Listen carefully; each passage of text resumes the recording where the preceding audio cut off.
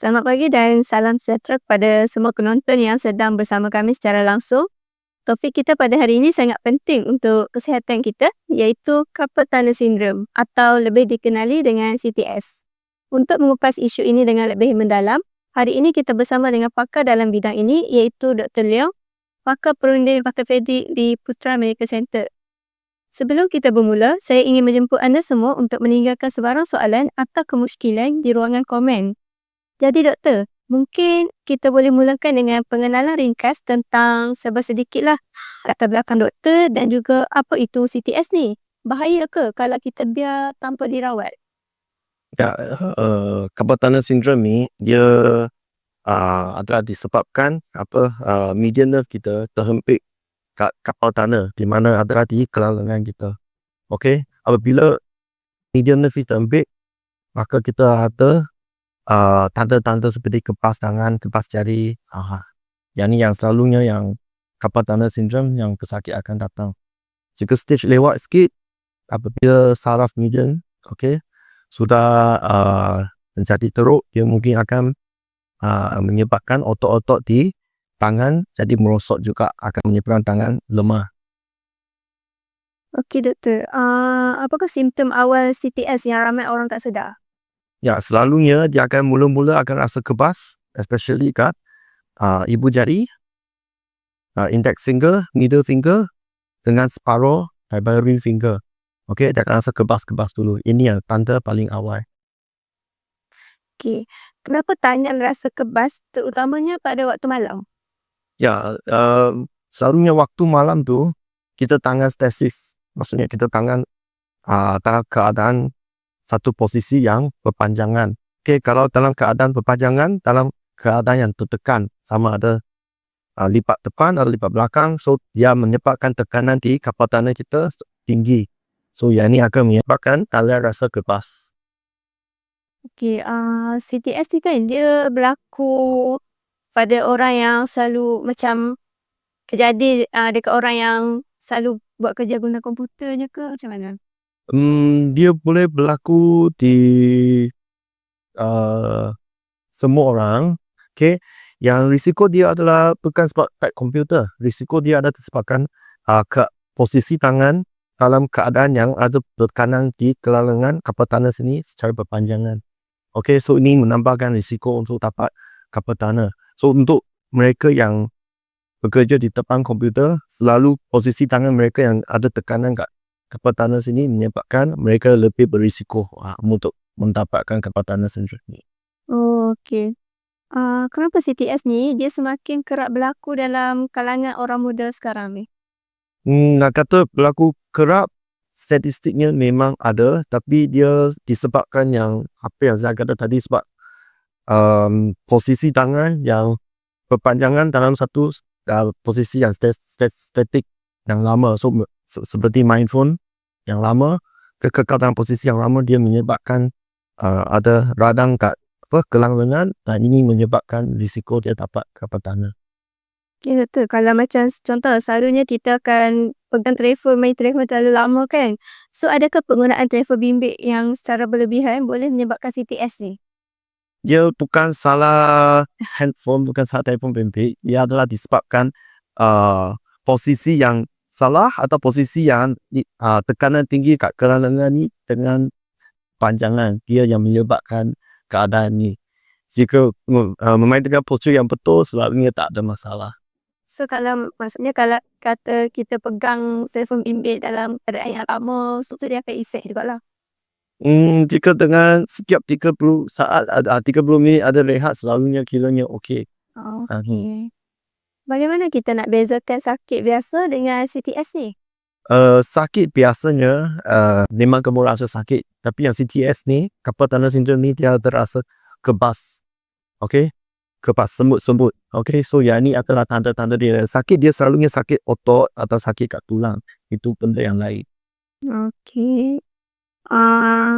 Lagi satu kan doktor, macam selalunya kita akan rasa macam kebas, semut-semut dekat tangan kita kan. Kenapa rasa semut-semut pada jari, terutamanya dekat ibu jari, jari telunjuk dengan jari tengah? Yang ni disebabkan median nerve dia yang melalui terowong ni, dia bagi deria rasa. Okey, untuk jari ibu jari, index finger, middle finger dengan separuh daripada ring finger. Sebab tu jika rasa kebas pun 3,5 jari ni yang merasakan kebas semut-semutnya ni. Okey, adakah CTS ni dia boleh sembuh sendiri tanpa rawatan? Pada peringkat awal dia dengan buat fisioterapi, exercise, okay, betulkan postur tangan, dia boleh membantu, dia boleh sembuh. Okay, tapi jika peringkat lewat simptom tu berterusan, kemungkinan itu perlu jumpa doktor untuk rawatan selanjutnya. Okey doktor, kita ada soalan daripada viewers kita. Dia tanya, CTS ni penyakit yang serius atau biasa saja? Yang penyakit CTS ni dia common, katanya common, selalu nampak, okay, banyak pesakit ada, okay, tapi selalunya lah kata serius, dia jika peringkat awal masih boleh awak fisioterapi, masih boleh sembuh. Peringkat lewat dengan rawatan yang kepatutan dia pun boleh sembuh juga. So nak kata serius tu dia tak kata serius sangat, tapi memang common. Okay. Kemudian bila keadaan CTS ni akan dianggap serius dan bila kena jumpa dengan doktor? Bila rasa kebas-kebas ni menjadi berterusan, okay, dengan pergerakan exercise pun tidak membantu, atau lepas fisioterapi pun tidak lega, atau start rasa tangan jadi lemah, pegangan tangan jadi lemah, okay, kat otot-otot kat tangan nampak sudah merosot, itu adalah tanda-tanda yang sudah lewat. Itu kena datang untuk jumpa doktor untuk rawatan selanjutnya.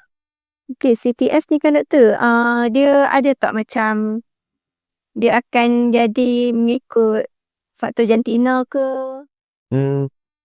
Selalunya kebas tanah sindrom ni lebih common kat wanita, okay, disebab secara anatominya kebas tanah kita untuk wanita dia lebih narrow, okay, so nak kata tekanan dia sikit tu sudah boleh menjadi simptom-simptom tu, okay, so jadi selalunya berlaku dan risiko lebih tinggi kat wanita, ya itu betul. So maksudnya wanita ni dia memang lebih berisiko tinggi lah untuk mendapat CTS berbanding lelaki. Lebih common nak kata. Okay. Okay doktor, soalan seterusnya, betul ke CTS ni dia berkait dengan kerja yang berulang, macam contoh kerja yang selalu menaip ataupun menjahit? Ya, secara statistik memang selalu berlaku kat yang menjahit, yang guna komputer, tapi dia bukan sebab pergerakan yang berulang tu dia actually menyebabkan radang kat bahagian kapal tanah tu.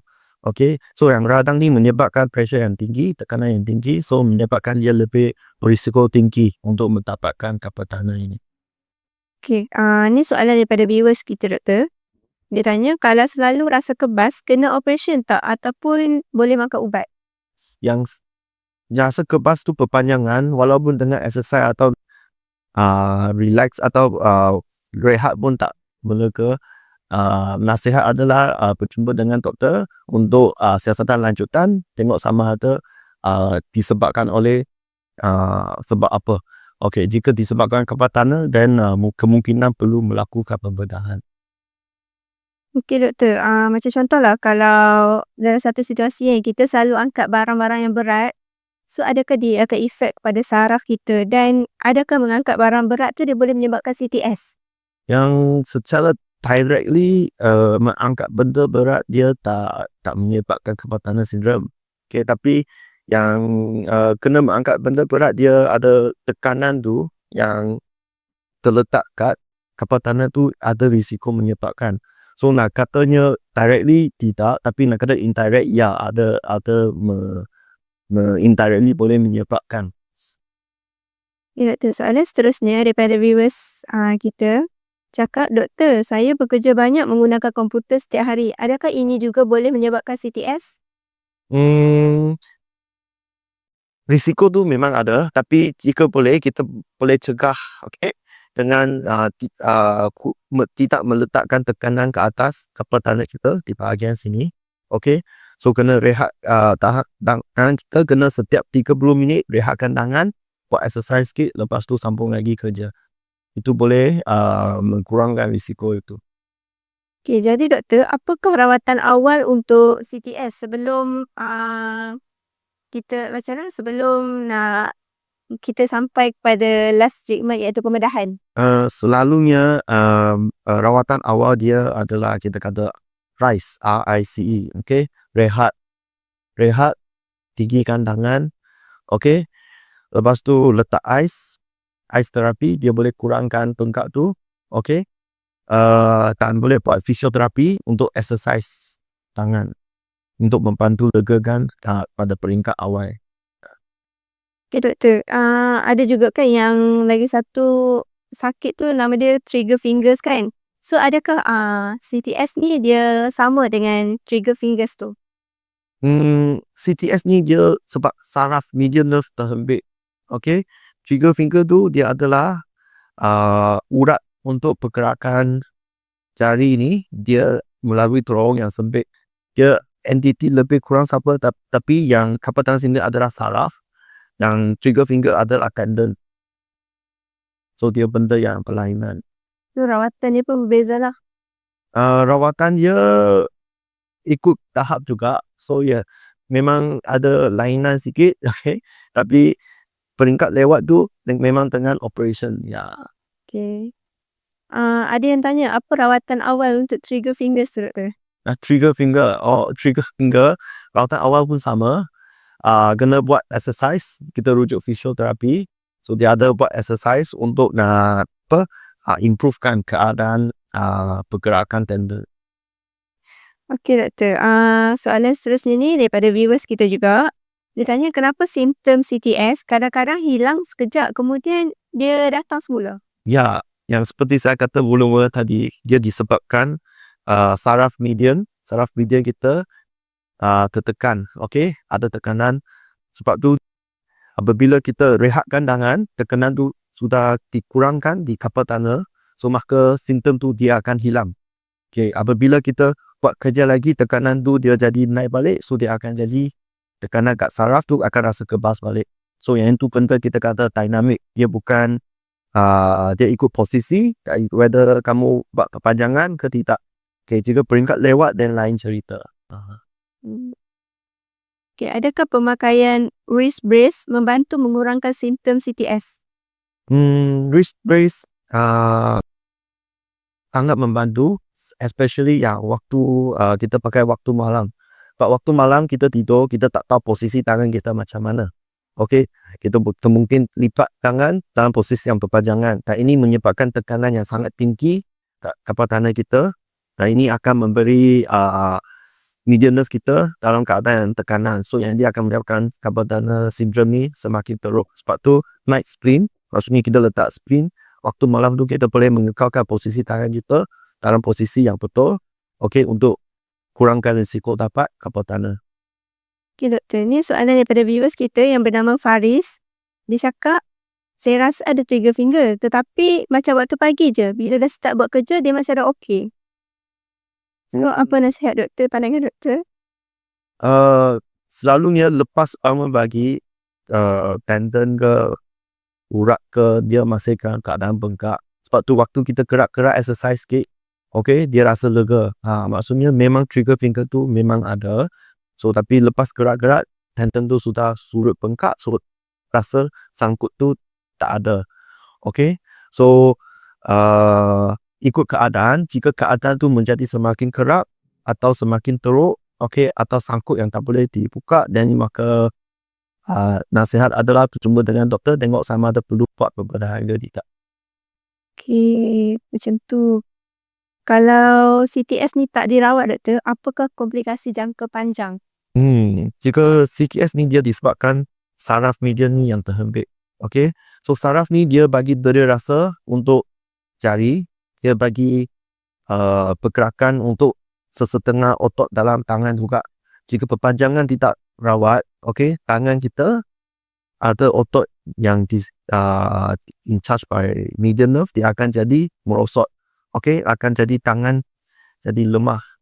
Okey, dan dera rasa yang rasa kebas tu mungkin jadi berkekalan sebab dalam keadaan yang lama saraf tu sudah tekanan. So doktor, adakah CTS ni dia memang akan menyebabkanlah tangan kita menjadi lemah ataupun hilang fungsi terus? Akan, dan tadi Slan mention median saraf ni memang in charge untuk ada setengah otot kat tangan. So lepas jika perpanjangan tidak dirawat, otot tu akan jadi merosot, maka akan jadi tangan jadi lemah. So jika tangan jadi sudah lemah, so rawatan tu mungkin bukan hanya untuk membuka ruangan untuk kapal tanah dah. Kemungkinan kita kena buat sesuatu untuk membantu pergerakan jari. Okay, doktor, kembali kepada Cik Faris tadi, dia tanya berkenaan trigger fingers kan. So dia tanya, adakah ada rawatan lain selain daripada operate? Ikut peringkat juga. Jika peringkat awal memang fisioterapi sudah cukup untuk rawatan dia.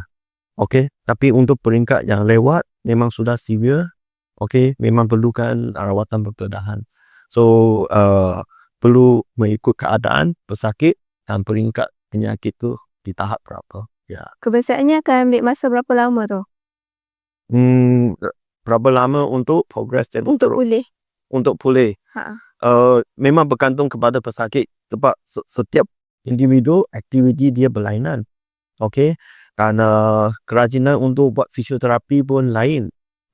So tahap mula-mula sebelum fisioterapi pun lain. So memang susah nak judge sama ada rawatan tu kena berapa lama baru nampak kesan dia.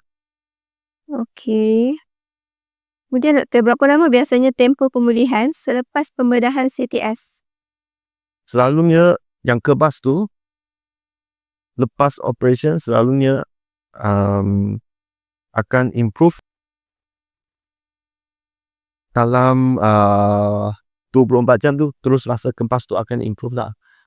Tapi luka tu kena sembuh lepas semua exercise balik, dia akan jadi 2 minggu selalunya nampak improvement yang banyak lah.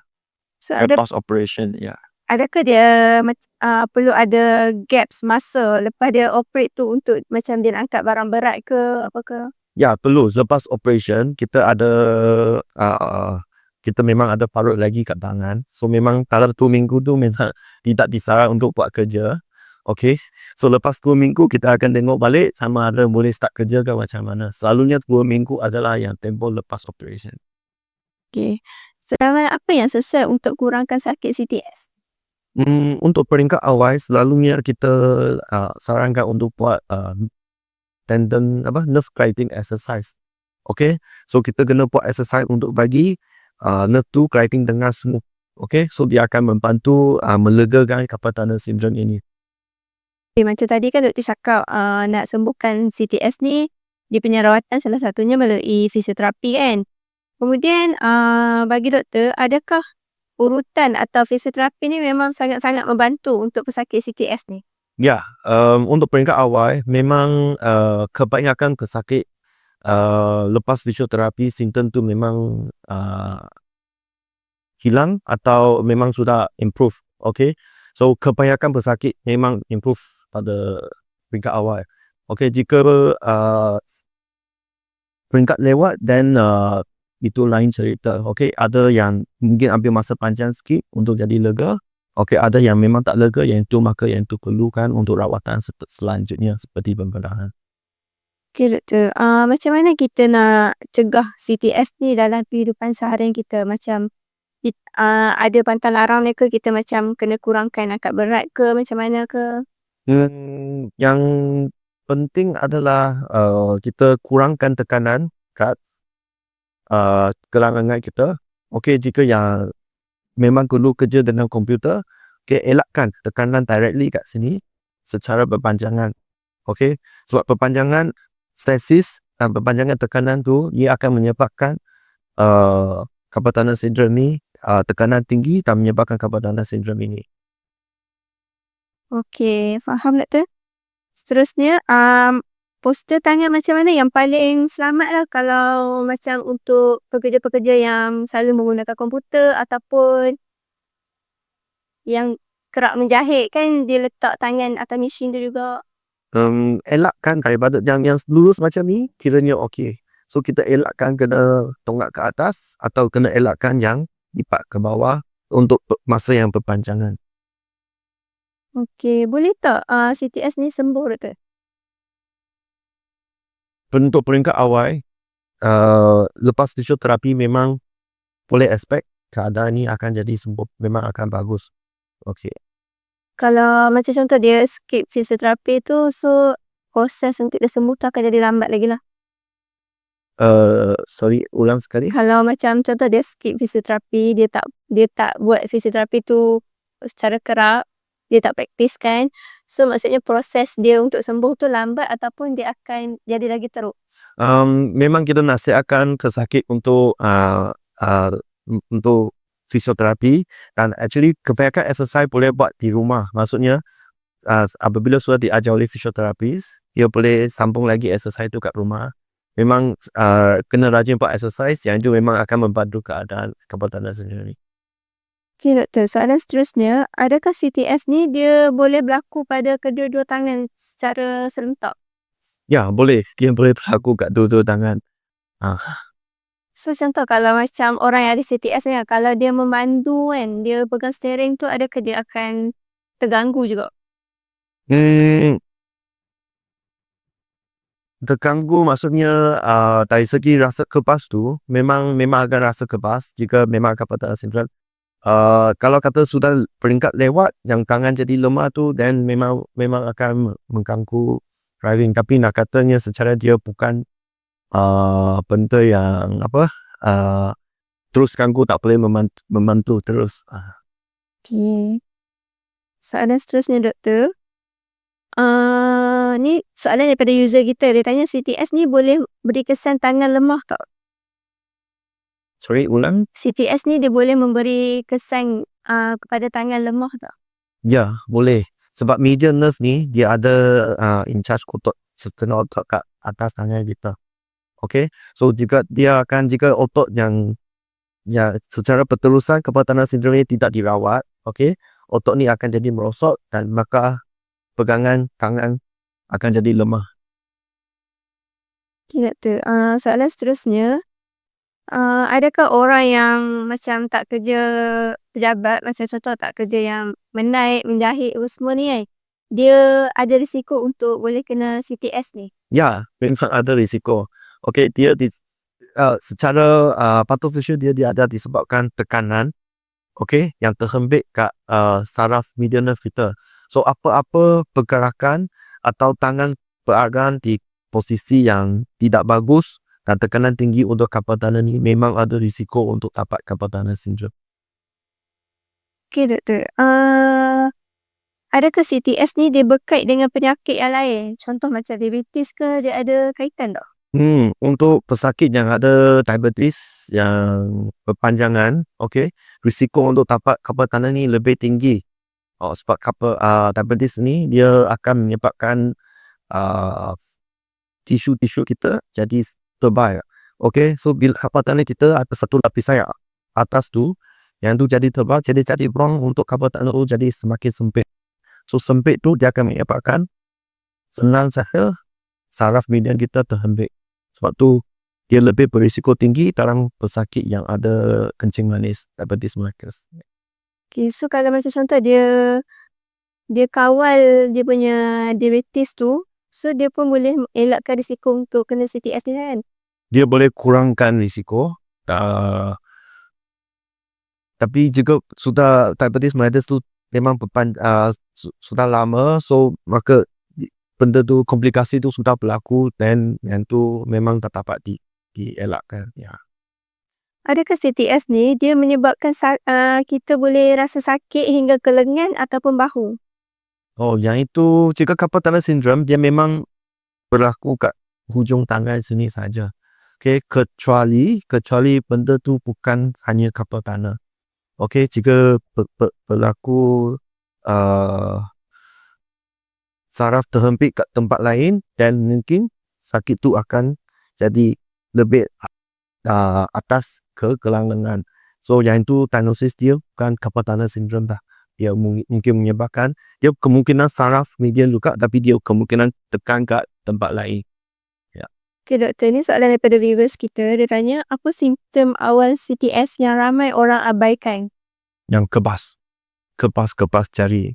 Ingat itu biasa. Tapi selalunya jika rasa kebas tu especially yang untuk 3 jari dan setengah ni, then itu memang tanda-tanda yang melegakan keadaan tu.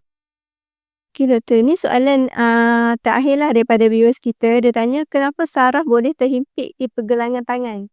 Sebab saraf medial ni dia dari tangan kita, dia lalu ke tapak tangan kita melalui satu terowong kita panggil carpal tunnel. Okey, carpal tunnel syndrome ni disebabkan saraf yang melalui di tunnel sini jadi terhempit. Sebab itulah yang kata ruang ni pun sangat kecil. Okey, so memang saraf ni melalui di sini. So bila kita buat tekanan atau posisi tangan yang yang tekanan tinggi kepada sini, carpal tunnel, dia akan menjadi ruang ni semakin sempit. So ni akan menyebabkan saraf terhempit. Okay, baiklah. Pelbagai soalan telah pun dijawab oleh doktor. Sesi live kita pun telah berada di penghujungnya.